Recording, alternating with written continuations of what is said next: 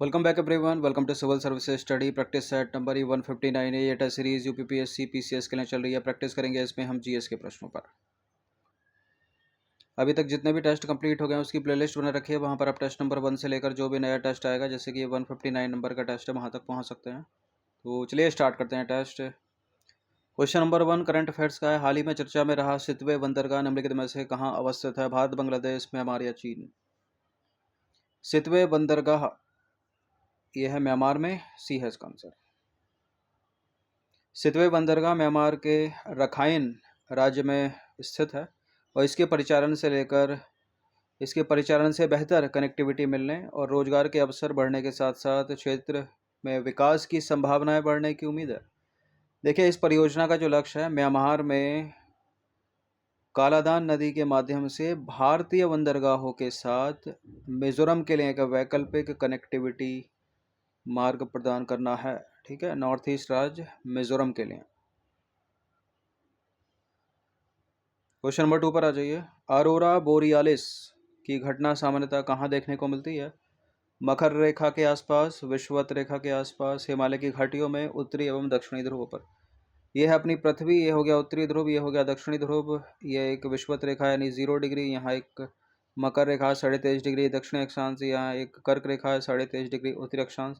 तो बताइए कहाँ पर? यहाँ पर, यहाँ पर, यहाँ पोल्स पर या हिमालय की चोटियों में?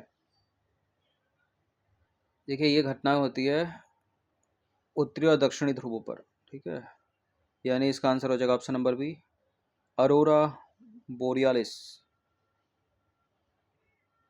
अरोरा एक चमकदार परिघटना है जो उत्तरी ध्रुवों यानी अरोरा बोरियालिस और दक्षिणी ध्रुवों अरोरा ऑस्ट्रेलिस के नज़दीक देखी जाती है और ये पृथ्वी के चुंबकीय क्षेत्र और वायुमंडल के साथ सूर्य से आवेशित कणों की परस्पर क्रिया के कारण होता है।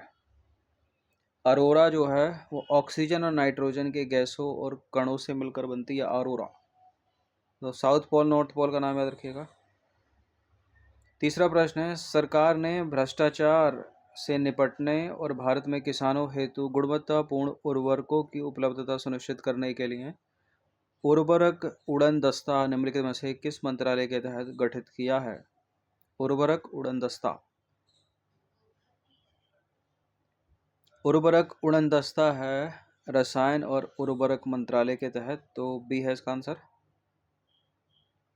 देखिए, केंद्रीय रसायन और उर्वरक मंत्रालय के तहत उर्वरक विभाग यानी डिपार्टमेंट ऑफ फर्टिलाइजर्स ने भ्रष्टाचार से निपटने और भारत में किसानों हेतु गुणवत्तापूर्ण उर्वरकों की उपलब्धता सुनिश्चित करने के लिए कई उपायों को लागू किया है। एक है उनमें उर्वरक उड़न दस्ता। तो उर्वरक उड़न दस्ता नामक विशेष टीमों का गठन सख्त निगरानी रखने, डायवर्जन, कालाबाजारी, जमाखोरी, घटिया उर्वरकों की आपूर्ति जैसी गतिविधियों पर नकेल कसने के लिए किया गया है। उर्वरक उड़न दस्ता रसायन और उर्वरक मंत्रालय के तहत। यमुना एक्सप्रेसवे औद्योगिक विकास प्राधिकरण की स्थापना किस वर्ष हुई थी? यमुना एक्सप्रेसवे औद्योगिक विकास प्राधिकरण यह है 1976 का।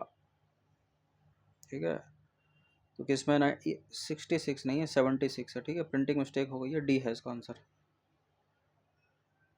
तो यमुना एक्सप्रेसवे औद्योगिक विकास प्राधिकरण की स्थापना 1976 से सीधे सीधे याद रखिएगा। ऐसे सन से लेकर प्रश्न पूछ लेते हैं वर्ष को लेकर। क्वेश्चन नंबर 5 पर आ जाइए। बनारस हिंदू विश्वविद्यालय की स्थापना किसके द्वारा की गई थी? बीएचयू। सभी को पता होगा इसका आंसर, मदन मोहन मालवीय। बनारस हिंदू विश्वविद्यालय की स्थापना मदन मोहन मालवीय ने वर्ष 1916 में की थी और यह अंतर्राष्ट्रीय स्तर पर प्रतिष्ठित शिक्षा का मंदिर है जो उत्तर प्रदेश के पवित्र शहर वाराणसी में स्थित है। क्वेश्चन नंबर 6 पर आ जाइए। निम्नलिखित में से कौन सा ध्रुवीय अणु का उदाहरण है? ध्रुवीय अणु का उदाहरण कौन सा है इसमें? CO2, C6H6 यानी बेंजीन, CH4 यानी मीथेन या H2 यानी जल? ध्रुवीय अणु है इसमें H2O, जल। देखिए, अधिकांश अणुओं में जो है धनात्मक आवेशों और ऋणात्मक आवेशों के केंद्र एक ही स्थान पर होते हैं, अतः इनका जो द्विध्रुवीय आघूर्ण है वो शून्य होता है। CO2 और CH4 यानी कार्बन डाइऑक्साइड और मीथेन इसी प्रकार के अणु होते हैं। हालांकि जब एक विद्युत क्षेत्र लागू किया जाता है तो वे एक द्विध्रुवीय क्षण विकसित करते हैं द्विध्रुवीय क्षण कब विकसित करते हैं वो, जब एक विद्युत क्षेत्र लागू किया जाता है। लेकिन कुछ अणुओं में ऋणात्मक आवेशों धनात्मक आवेशों के किरण संपाती नहीं होते, इसलिए विद्युत क्षेत्र की अनुपस्थिति में भी उनके पास एक स्थायी विद्युत द्विध्रुवीय क्षण होता है। ऐसे अणुओं को ध्रुवीय अणु कहते हैं और इनमें कौन है, जल। ठीक है, जल अणु H2O इस प्रकार का उदाहरण है। ठीक है, जिसके लिए विद्युत क्षेत्र लागू करने की आवश्यकता है ही नहीं। CO2 CH4 भी बन सकते हैं, लेकिन विद्युत क्षेत्र लागू किया जाता है उसके लिए। इन सभी टेस्ट या फुल टेस्ट PDF प्राप्त कर सकते हैं नंबर इस पर कॉल या व्हाट्सएप करके। बहुत पूछा गया एग्जाम्स में ये प्रश्न, किस चार्टर कानून के अंतर्गत भारत के साथ चाय के व्यापार को छोड़कर कंपनी के व्यापारिक एकाधिकार को समाप्त कर दिया गया। ठीक है, चाय के व्यापार को छोड़कर कंपनी के व्यापारिक एकाधिकार को समाप्त कर दिया गया। 1813 का चार्टर कानून है ये। ठीक है, और जिसको छोड़ा था उसको भी पूरी तरह से समाप्त कर दिया गया, वो 1833 में हुआ था। तो भारत में 1813 के चार्टर कानून के अंतर्गत कंपनी के व्यापारिक एकाधिकार को समाप्त कर दिया गया। चाय के व्यापार और चीन के साथ व्यापार को छोड़कर इसको कब समाप्त किया गया था, वो 1833 यानी जो अगला चार्टर हुआ उसमें समाप्त किया गया। तो इस कानून के तहत यानी 1813 के चार्टर एक्ट के तहत भारत में कंपनी शासित क्षेत्रों में ब्रिटेन के राजा की प्रभुता को प्रकट व स्थापित किया गया। क्वेश्चन नंबर 8 पर आ जाइए। विद्युत क्षेत्र रेखाओं की दिशा क्या होती है? ऋणात्मक से धनात्मक आवेश की ओर, धनात्मक से ऋणात्मक आवेश की ओर, कोई अनन्य दिशा नहीं। बंद लूपों में विद्युत क्षेत्र रेखाओं की दिशा होती है, ऑप्शन नंबर बी है इसका आंसर, धनात्मक से ऋणात्मक आवेश की ओर। तो विद्युत क्षेत्र रेखाएं धनात्मक आवेशों से शुरू होती हैं और ऋणात्मक आवेशों पर समाप्त होती हैं। यदि एक ही आवेश है तो वे अनंत पर शुरू या समाप्त हो सकती हैं।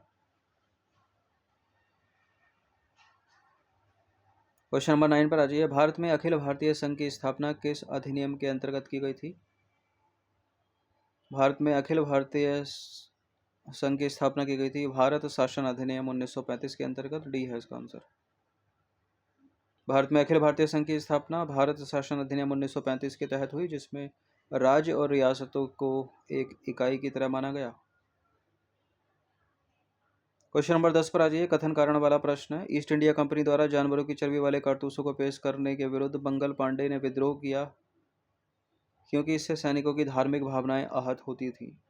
ये कथन है, इसका कारण है। कारण कथन की व्याख्या कर रहा है तो आंसर ए होगा, नहीं कर रहा होगा तो बी होगा। इन दोनों में से कोई सही गलत होगा तो आंसर सी और डी में से दिया जाएगा।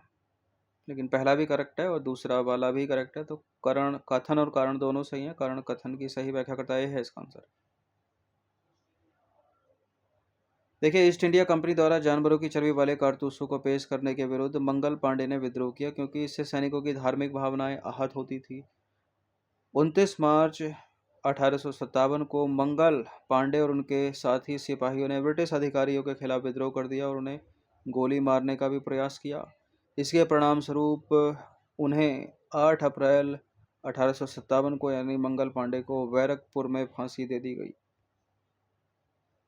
तो सीधा सीधा प्रश्न पूछा जा सकता है, मंगल पांडे को फांसी कब हुई? 8 अप्रैल 1857 को। कहाँ हुई? बैरकपुर में। किसके जवान थे वो? 34वीं नेटिव इन्फेंट्री के, याद रखिएगा। क्वेश्चन नंबर 11, निम्नलिखित में से कौन सी नदी यमुना की सबसे बड़ी सहायक नदी है? चंबल जो कि एक यमुना की प्रमुख सहायक नदी है, टोन्स भी। ठीक है, और इन दोनों में अगर आंसर जो सबसे सही है वो है टोन्स नदी। टोन्स चंबल से भी लंबी है। तो टोन्स यमुना की सबसे बड़ी सहायक नदी है। टोन्स नदी उत्तराखंड में गढ़वाल क्षेत्र से होकर हिमाचल प्रदेश को छूती हुई बहती है और यह सबसे प्रमुख बारहमासी भारतीय हिमालयी नदियों में से एक है। इसके अतिरिक्त केन, बेतवा भी यमुना की सहायक नदियां हैं। ऊपर ऑप्शन में सिंध है, आसन है, ये सभी। नर्मदा नदी निम्नलिखित में से किस में मिलती है? हिंद महासागर, अरब सागर, बंगाल की खाड़ी। नर्मदा जो कि एक पश्चिम वाहिनी नदी है तो बंगाल की खाड़ी में तो नहीं जाएगी ये, अरब सागर में भी है इसका आंसर।